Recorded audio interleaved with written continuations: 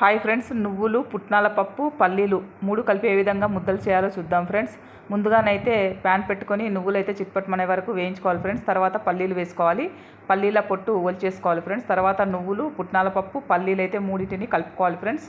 ఇది పక్కన పెట్టుకొని పొయ్యి మీద ప్యాన్ పెట్టుకొని బెల్లం అయితే వేసుకోవాలి ఫ్రెండ్స్. బెల్లం మునిగేంత వరకు వాటర్ పోసుకోవాలి ఫ్రెండ్స్. ఇదంతా కరిగినాక మనమైతే వడబోసుకోవాలి ఫ్రెండ్స్. ఏమైనా చెత్త ఉంటే వెళ్ళిపోతుంది. తర్వాత ఇది పాకం వచ్చే వరకు పాకం పట్టుకోవాలి ఫ్రెండ్స్. ఇక పాకం అయితే ఈ విధంగా చూసుకోవాలి ఫ్రెండ్స్. బెల్లం పాకం అయితే గట్టిగా ఈ విధంగా ముద్దలాగా కావాలి ఫ్రెండ్స్. పాకం వచ్చిన తర్వాత ఆ మూడింటి మిశ్రమాన్ని ఇందులో వేసి కలిపేసుకోవడమే ఫ్రెండ్స్. అంతే ఫ్రెండ్స్, ముద్దలుగా కట్టుకోవాలి ఫ్రెండ్స్. అంతే, చాలా ఈజీగా ముద్దలైతే రెడీ చేసుకోవచ్చు ఫ్రెండ్స్.